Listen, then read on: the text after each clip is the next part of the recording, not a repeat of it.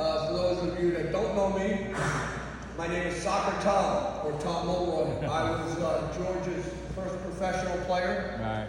I came and played in 74 and 75.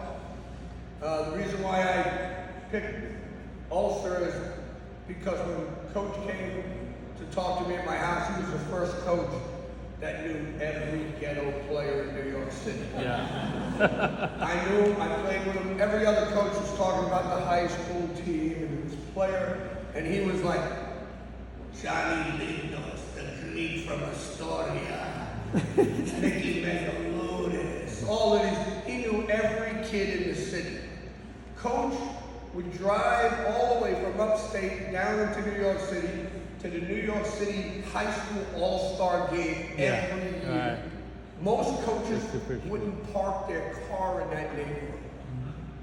And then, when he did, finally, you would think that the, 200-mile drive back and forth was the end of it. That was the easy part, going to the game. And then you'd have to find your way into Bedford-Stuyvesant to an apartment that there was a guy with a gun who would guard the door downstairs. And then you'd be in front of a family that didn't speak English. Right. And they didn't speak Hungarian either. So guess who translated? The player translated from coach to the parent. And coach shook that family's hand and said, I promise you,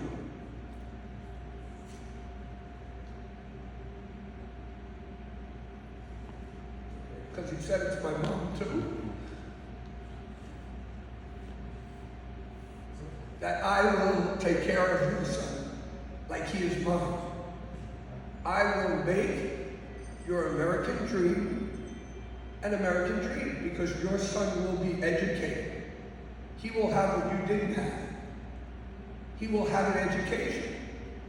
These people came from Honduras, from Jamaica, from Yugoslavia, from Albania, just like he did, so he got it. You know, he wouldn't let us, in one of our first meetings, he goes, English, only English. I was like, this guy can't speak English. What do you mean English? I was English. The only two Americans on the team were me and Ricky Dorella. We were the only teenagers on the team. I was 17, Ricky just turned 18. Everybody else was like 25, right? It's true. And I was like, I didn't really even understand the English thing for a long time. And then, and I did just write a book, and I wrote all these things about it. I mean, he was a star in the book. Recently, 2 weeks ago, he finished reading it, and anybody that was in the book or helped me with the book that I talked to, he was the only one that I was worried about what he thought. So he had gotten the book, read it, thank God he approved it, because, I mean, he is one of my North Stars, if you will. But George created an environment where there was a family. If you let the 4 Spanish guys talk Spanish and the 3 Yugoslavians talk Yugoslavian and the 2 Greeks, he would never have a family. So he made everyone speak English. Plus Ricky and I wouldn't understand anything, right? So he made it a family. It didn't matter if you were black, it didn't matter if you were Hispanic, it didn't matter where you came from. He took care of us. And for most of the kids, to be honest with you, they came from one-parent households. So he was our dad, right? He was there for us. I could tell a million, honestly, I could stay here and trust me, until next year telling George Vizvary stories. One of them was, look, he came to my house, he said, Tom, we're going to take care of you. This could be your best road to being a professional player, which it was. I mean, whatever he said, I was a 17-year-old kid with a dream. This guy had played with his Hungarian team, and he was a professional player. And the one thing I didn't believe when I first met him was that he could beat everybody in foot tennis. I'm looking at this old guy and I'm going, how's he going to beat those guys? And he kicked everybody's butt in foot tennis. For the people that don't know what foot tennis is, if you're not a soccer player, you kind of put a little, like a tennis match, and you put some cones down, and you kick the ball over the thing. And by the way, I was the only player that ever beat him. I just want to tell you. Anyway, when he said something, you believed it. He was also, you left out, TJ, he was our doctor. We didn't have a trainer, an athletic trainer.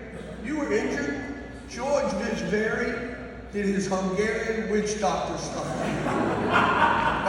That's what happened. Hungarian witch doctor.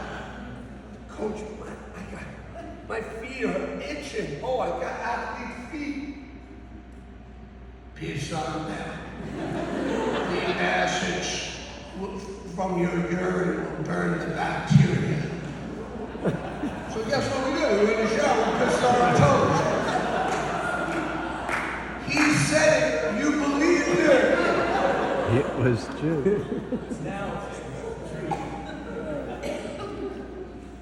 Freshman year, I get there 2 weeks before school because we played 14 games before the season started. We had triple sessions before school and double sessions when school started. So now it's like the end of the season, it's early November, and I haven't had a haircut because, I moved from Rockland up to Ulster, and I didn't have a haircut. So whatever you went to George. You had a headache, you went to George. You had a girlfriend problem, you weren't allowed to have that. No, you weren't allowed. Sorry, you weren't allowed to. You couldn't go into that. So I go into his office, and I was with Segundo Zapatir. Segundo came from Ecuador. He played with their youth national teams. Great guy, one of our best players. And I went in there with him. I said, because my hair was getting in my eyes, back then. And back then, listen, this was the 70s. I had bell bottoms. We had like mullet, right? Clogs. And my hair is now like all over the place. I look like Mick Jagger. I'm like, Coach, where should I go to get a haircut? Segundo's in the office with me. He goes, son, you didn't know? I cut everyone's hair. So I'm like, you cut hair, Coach?